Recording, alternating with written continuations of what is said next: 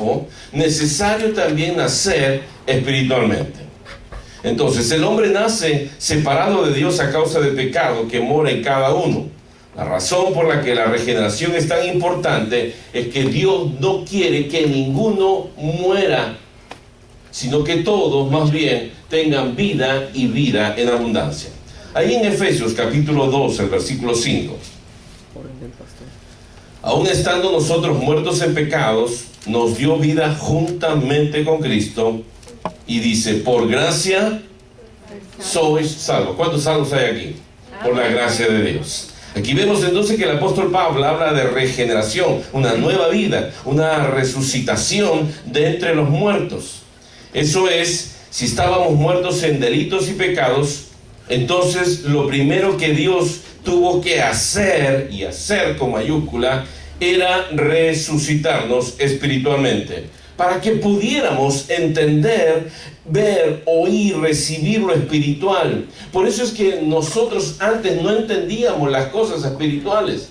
Por eso es que mucha gente no entiende que nosotros tenemos que darle al Señor también nuestras ofrendas. Y mucha gente que su corazón, su entendimiento está entenebrecido, no entiende eso de dar. Y no entiende que Dios fue el primero que nos dio y nos dio lo mejor. Fue su Hijo Jesucristo. La salvación tuvo un precio y Él tuvo que pagarlo. Por eso Él, para salvarnos, tuvo que hacer otro sacrificio. ¿Va entendiendo eso? El hombre, aunque sea religioso y moral en su comportamiento, se encuentra todavía alejado de Dios y es ajeno a la comunión con Dios. De hecho, cada hombre que no ha sido regenerado en su religión solo busca lo suyo, busca un camino, busca un beneficio, busca hasta inclusive algunos buscarán la paz. 1 Corintios capítulo 2, otro pasaje. Esta noche estamos usando bastante la Biblia. En el capítulo 2, el verso 14, fíjese lo que dice. Pero el hombre natural, aquel que no ha sido regenerado, el que no tiene vida espiritual, sino vida terrenal solamente, el hombre natural, dice así, literalmente, no percibe, no entiende las cosas que son, y ahí está, del Espíritu, y está con mayúscula, Espíritu de Dios, porque para él son, ¿qué dice? Locura, y no las puede, no, por más que quiera, no las puede entender, porque se han de discernir, se han de entender espiritualmente. ¿Sí? ¿Hasta aquí va conmigo? Un hombre natural, o sea, uno que no ha sido regenerado, puede tener cierta iluminación académica, intelectual, puede conocer algo de Dios, de historia, ha visto películas de repente, ha escuchado alguna vez, ha ido alguna vez a alguna iglesia, sus padres le enseñaron ciertas cosas, por ejemplo, en Navidad, en Semana Santa, a no comer carne, a comer pescado, a pintarse, a hacer un montón de cosas. Pero no le enseñó el fundamento del cristianismo. No le enseñó la palabra de Dios, y algunos no lo pueden entender porque dice la Biblia, se debe entender empezando desde el mundo espiritual.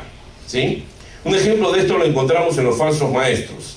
Estos son movidos solo por el deseo personal de promover su nombre, su agenda, y empiezan a hacer un montón de actividades motivados por su orgullo, el reconocimiento de la gente, hasta inclusive a la posesión de dinero.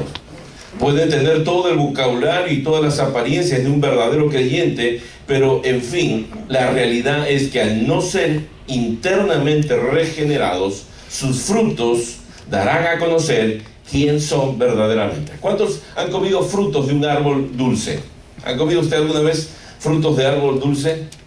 Imagínense si usted va, ¿a qué fruta le gusta a usted?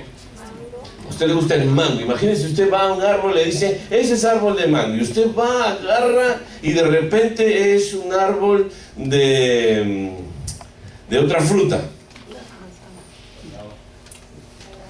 Naranja, por ejemplo. Y es ácida. Es muy buena, es muy necesaria, pero a usted no le gusta, usted estaba queriendo un mango dulce.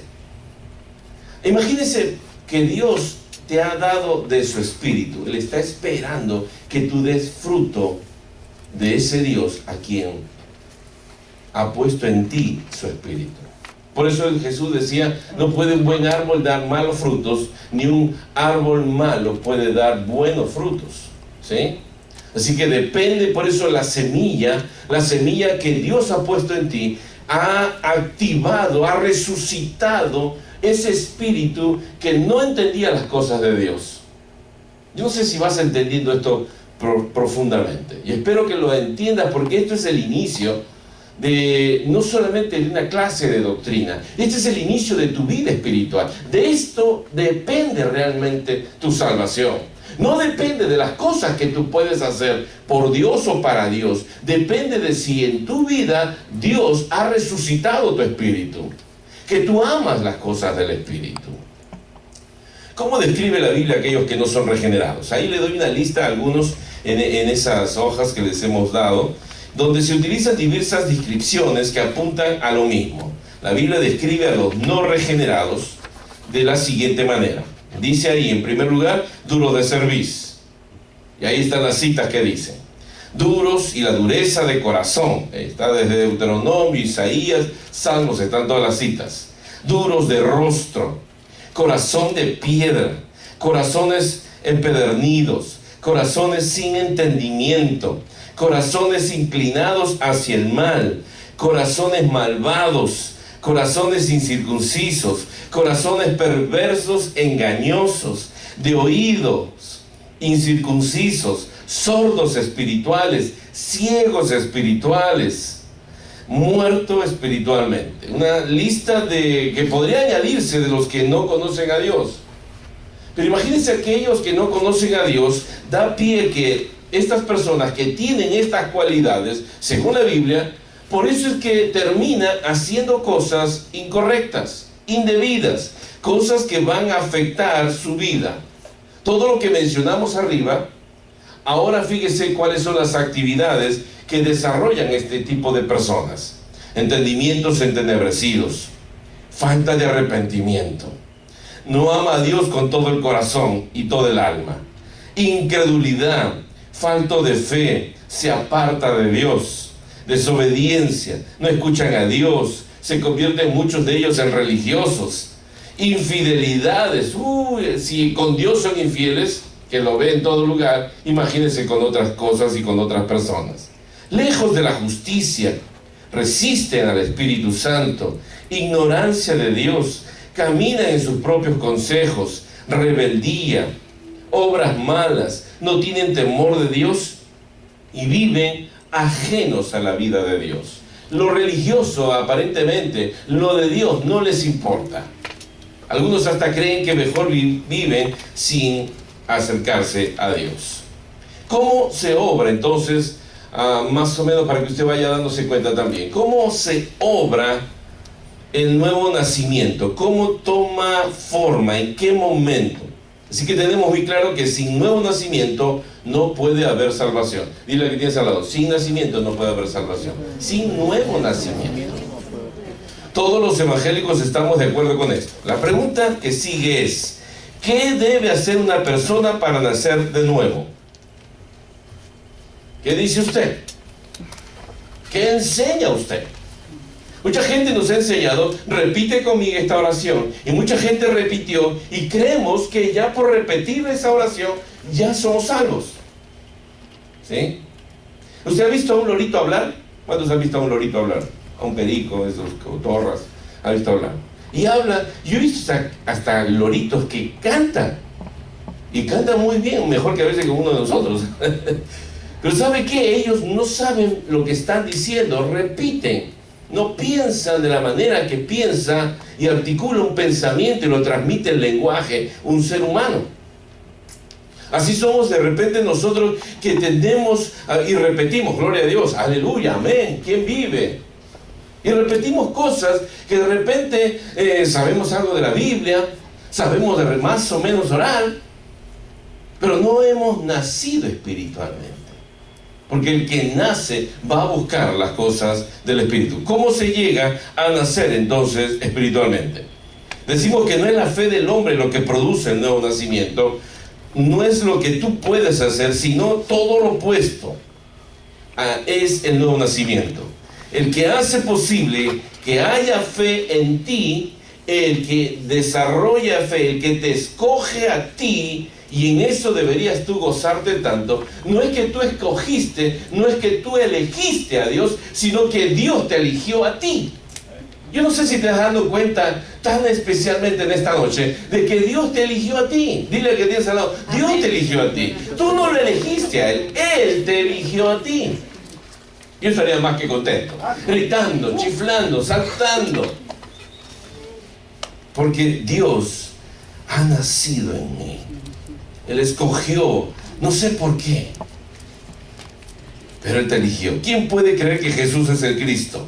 Juan lo dice muy claro y sin ambigüedades. El que cree que Jesús es el Cristo ha nacido de Dios. ¿Sí? El que cree. Primero de Juan 5.1. Vamos allá. Casi el final allá por Apocalipsis. Capítulo 1 de Juan 5.1. Todo aquel que cree que Jesús es el Cristo es nacido de Dios, y todo aquel que ama al que engendró, ama también al que ha sido engendrado por Él. O sea, el que ama al Padre, ama a Jesús. Por eso cuando a mí me hablan que solamente tenemos que amar al Padre, yo le digo, le muestro esto. Dice aquí que tenemos que amar también al Hijo. Y el que me conoce a mí, dijo Jesús, conoce al Padre, ha visto al Padre. Juan capítulo 1, verso 11 al 13, en el Evangelio, no en primera de Juan. Juan, el Evangelio de Juan, capítulo 1, verso 11 al 13, dice: a lo suyo vino, y los suyos no le recibieron. Mas a todos los que le recibieron, a los que creen en su nombre, les dio potestad de ser hechos hijos de Dios, los cuales no son, fíjese ahí, no son engendrados de sangre, ni de voluntad de carne, ni de voluntad de varón, sino de Dios. Si tú has nacido de nuevo, no es por tu esfuerzo, no es por tu elección, no es porque alguien te impulsó, no es porque alguien te estuvo llevando, es porque Dios te eligió y puso una semilla dentro de ti. Y si Él ha puesto esa semilla, tú te debes empezar a parecer a tu Padre. ¿Estás pareciendo a Jesús? ¿Vas entendiendo entonces el concepto del nuevo nacimiento? Si tu hijo no se parece a ti, por lo menos se va a parecer al abuelo, pero si se parece a otra persona, ya ahí vas a dudar, ¿no es cierto? Va a decir, ¿cómo? ¿Qué pasa aquí? Entonces, tú, si eres verdaderamente una persona que ha nacido de nuevo, te debes empezar a parecer a Jesús. Dile que tienes, te debes parecer a Jesús. Debes crecer y parecerte cada vez más y más y más a Jesús. Lo dice el apóstol Pablo. Fíjense conmigo ahí en el libro de Romanos, capítulo 9, para entender un poquito esto. El verso 7, Romanos 9, 7. Ni por ser descendientes de Abraham son todos hijos, sino en Isaac te será llamada descendencia. Verso 16. Así que no depende del que quiere ni del que corre, sino de Dios que tiene misericordia. Así que imagínate, no es que tú decidiste o te llevaron a la iglesia y tú decidiste, no. La gran bendición, hermano, que yo no sé si tú la entiendes, es que Él te eligió. Por la gracia de Dios y la misericordia de Dios. Un ejemplo claro de este acto de resurrección espiritual está descrito en el libro de Juan, cuando Jesús estaba frente a la tumba de Lázaro. ¿Se acuerdan, no? ¿Sí? ¿Se acuerdan de Lázaro? Tenía sus dos hermanas, de esto hemos hablado también en algún momento. Cuando Jesús llegó a la tumba de Lázaro, ya hacía ¿cuántos días que había muerto Lázaro? ¿Se acuerdan? 4 años. Era humanamente entonces imposible. Hasta su hermana dice, y él ya está pero oliendo feo. Ya el tiempo pasó, Señor, no había esperanza de vida para él. Sin embargo, en ese momento, Jesús lo resucita. Y es así como muchas veces Dios obra en nuestras vidas. En los momentos que la gente ya no da nada por nosotros, hay un brillo, un destello que nos impulsa a buscar a Dios. Ese destello puede venir por la palabra de alguien, por el ejemplo de alguien, por un pasaje escrito, por un anuncio de cartel, por una canción. Puede venir hasta simplemente por una mirada tuya, porque vio el amor de Dios. Juan capítulo 11. El Evangelio de Juan, capítulo 11, en el verso 38, Jesús está hablando y vamos a ver la enseñanza espiritual de este pasaje que es tremenda.